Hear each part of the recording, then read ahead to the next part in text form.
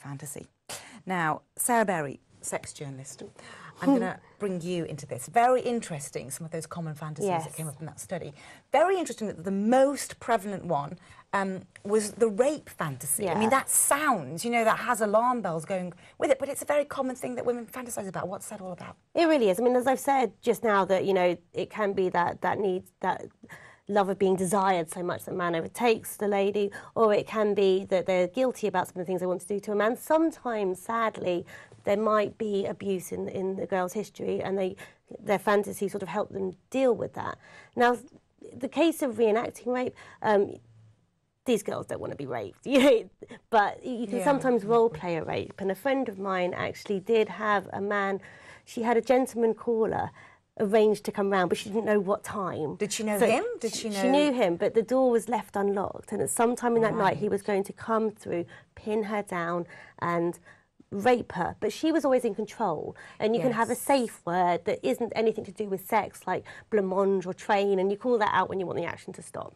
As long as it's safe, sane and consensual, there's no problem. But if you are reenacting it because you're dealing with a trauma, then that is a very difficult subject that you might want to talk to somebody But amazing about. That your friend actually acted that out, because there's a thing with fantasy, you know, fantasies, they are fantasies, but sometimes people want to enact them out and sometimes they don't. It's not a defining characteristic of a fantasy, is it? It's a matter of choice about whether people actually go ahead. I mean, one of them, like the orgy, or like the ladies might fancy another lady but know that they really are heterosexual and they don't actually want to have a lady. And sometimes that can be that, you know, when I'm looking at porn, I imagine that I'm the lady. So sort of doing things to a lady in that situation is almost like doing it to me. But I don't really have that much fantasy about another lady. The orgy scene, I mean, that's just being desired by lots of people, and I have a fantasy of that myself. But I don't think... Everyone wants to be desired, don't they? I don't think I could actually take that many men in me at one time, but it's still quite a nice fantasy to have. So there's a big space between reality and fantasy. Well, I think it's such a great thing that women now can actually talk about their fantasies, because it used to be something. In fact, in medieval times, I used to think it was a symptom of hysteria. I mean, you know a lot about some of the attitudes towards fantasies from a long time ago. It was a very taboo issue, and in fact, Freud thought that that fantasies were a symbol of sexual deprivation and all that kind of thing. So it is a good thing. I mean, do you think women need to be encouraged more? I think to definitely. And what can happen to a fantasy if it isn't talked about? If it's something that you find, if you feel guilt about it, like a rape fantasy or something, talking to someone can take the power out of an obsession. Like I'm training to be a counsellor, and I'm taught that if I fancy a client, even fleetingly, it's good to tell my supervisor, because that will take the power out of the situation. It's out there, it's diffused. Sarah Berry, sex journalist, thank you very much for sharing that. Pleasure. We're going to take a short break now, but it is a sex and celebrity roundup next. Welcome back to Let's Talk Sex. Remember, we're here every Monday, Wednesday and Friday at the same time. We cover sex tips, discussions, celebrity gossip, product previews and book reviews. If you have anything to add or you want to share a funny story, please do text into the show. It'll cost you just 50p plus your standard network charge. We will try to get your message on air, but if we can, but you will still be charged even if we don't read it out. Now, Dr. Pam Spur, author of Steamy Sex, is here with me now with the latest gossip of the celebrity sex lives. That's right, and sticking with the sort of fantasy and fetish theme of the week, we're going straight into shoes. And I'm not talking any old shoes, I'm talking £70,000 sort of outlandishly expensive collection. Belongs to a particular celebrity, but first I want to say that shoe fetishes are about the most popular. They are, yes. So it's no... By a long way. Yeah. It's no surprise that the pictures of Tamara Eccleston's shoe cupboard are probably going to be admired. In fact, I think, you know, people are going to be blown away by men them. and women, probably. And, well, for the girls, a lot of it's probably just that shoe love we have rather than sort of a sexual fetish. Yes. But she's been pictured in Closer magazine and in the Daily Mail and whatever with this fabulous collection. So she's rivaling Imelda Marcos. She is. In a way. She'll be the new shoe icon. Oh, and it is staggering when you look at the photographs. And, you know, when you think about the fact that people do find, you know, shoes so fetishistic.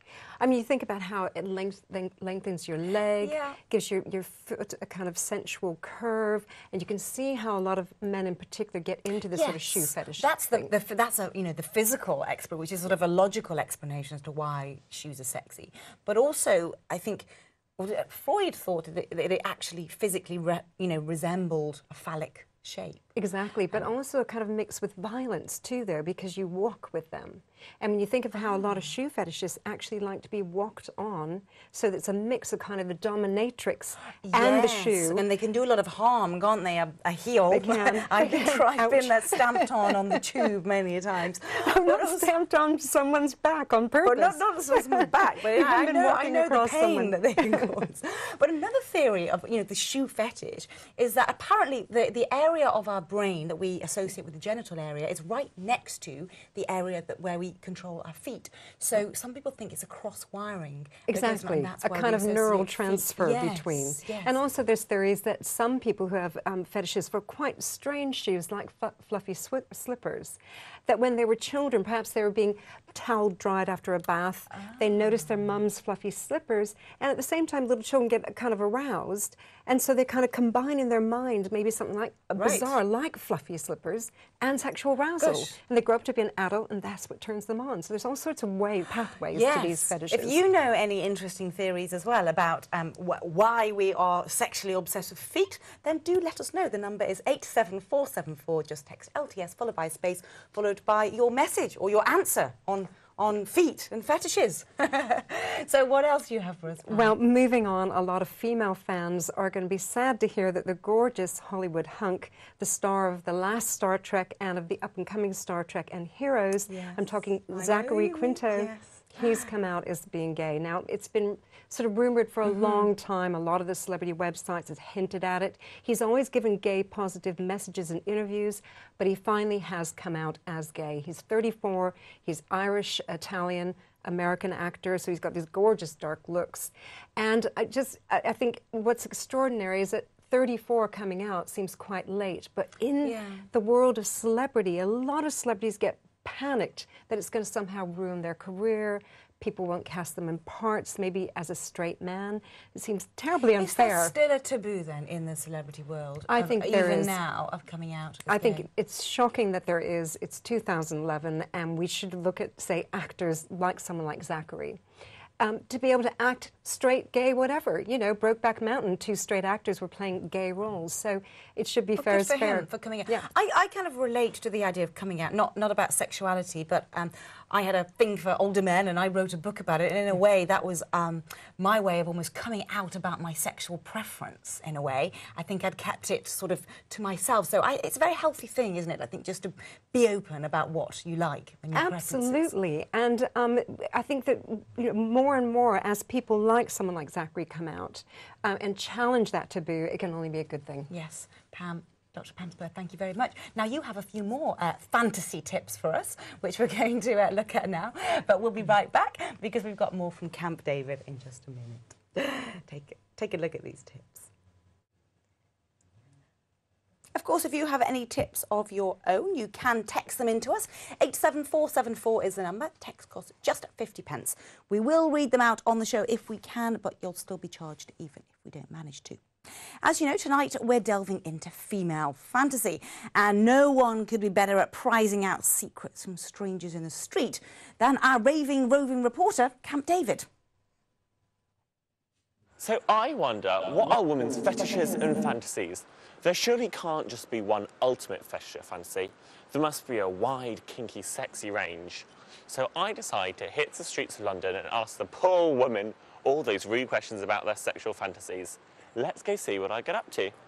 So you're all the way from sunny Spain. What do you think the most common fetish for a woman is in that sunny region? Wow, I don't know. How do you call it, like handcuffs? Bonded? Oh, all those sexy, saucy answers. But there is still one woman I haven't asked. Let's go back to the studio and see what Helen has to say. Camp David, I think you've asked quite enough people without asking me. Oh, come on, Helen. There must be a few little tidbits you can let us know. Well, yes, maybe one or two, but I'll tell you after the show. No, David. Well, maybe I should just read your book, Sugar Daddy Diaries. I was involved into a rubber ball. The dress code was Camp PVC David, sex. put the book down. Oh. Camp David. Now, well, of course, if viewers, though, do want to ask me about my sexual fantasies, of course they can. They can text into the show on 87474. Just text LTS, followed by a space, followed by your question, and I guarantee I will answer it. It'll cost you 50 pence, but you only have 5 minutes to do so because we only have 5 minutes to the end of the show. And on that note, I'm going to go on to our product preview with the lovely Jo Westbecker from Shush Women's Store. You have some fantastic goodies to show us today, don't you? Yeah. Particularly for women who want to explore their fantasies. So I want to start with this amazing looking what I thought was a pom-pom, but clearly isn't. Can you tell us what this is? It's a beautiful soft fur faux fur flogger, of course, which is really good for sort of exploring the spanking side of fantasy and fetish. It's one of our more popular whips because it's a little bit more less about the pain and more about the pleasure. Does it look like this could inflict pain? Not Because it looks really. very soft, so it's not about pain. No, it's about the sensation and fantasy. And fantasy. Yes, I love it. Now, what's this one called? It's called the soft fur flogger. Soft fur flogger. And just to remind viewers, it's available at Shush Women's Store, which is a women's only sex shop, and you're based in Hoxton and Portobello Road in London. And of course, people can get things from your website as well. Yes. Which is www.shush-womenstore.com. And Shush is just SH, isn't it? Yes. Right. Now, from whips to Camp David, pass me one, please. Thank you. This is a lovely heart-shaped spank. Yes. Which, again, doesn't seem that vicious at all. It's No, it's beautiful. Kind of yeah. sort of reminds me of a ping pong. Yes, it is. It's got a beautiful faux fur side again, so that's really nice for stroking.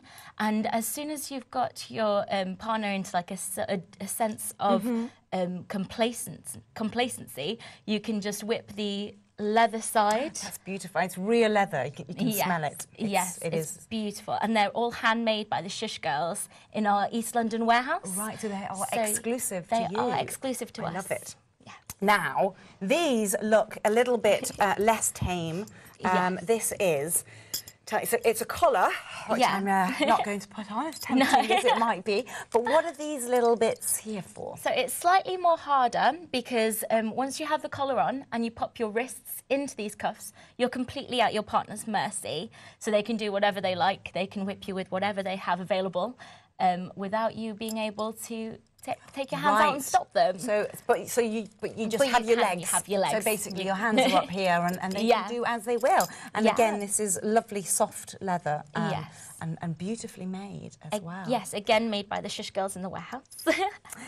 And this just looks quite ordinary, doesn't it? But it's actually, you can do a lot with this, can't you? Yeah, it's beautiful. It's bondage tape. So you can stick it around your wrists, you can stick it around your ankles, but it doesn't stick to your skin. It only sticks to itself. So you can easily make up an outfit out of it. So if you're going out on a night out, you can make a little boob tube dress. So it's very sexy. I've seen those in events where people tape themselves into all sorts of corset-shaped outfits and things. So it works. There's no adhesive on it whatsoever. No. It just works like cling film in a way. Yeah. I love it, and it's a lovely red erotic colour. So this is and very quickly, Camp David, would you please pass me the chocolate body paint and that one too? Thank you. Now this is. Japanese, is it? Yes, Japanese body paint. It's chocolate flavoured, so it's really good for just sort of either spreading along your partner's body and licking off, or you can even write like a saucy message and lick it off again afterwards. Oh, what sort of saucy message? Oh well, whatever you want, whatever you like. Maybe what you want to do to them later on. But they'll have to kind of something that they can read. It has to be on the front of their body, wouldn't it? Really. Yeah. Yes. Okay, Jo Westbecker from Shush Women's Store. Thank you so much for sharing all those things. And we'd just like to remind viewers that they are all available at the Shush Women's Store website. That is all we've got time for on Let's Talk Sex tonight, but join us on Friday where we'll be talking about male fantasies. Until then, good night.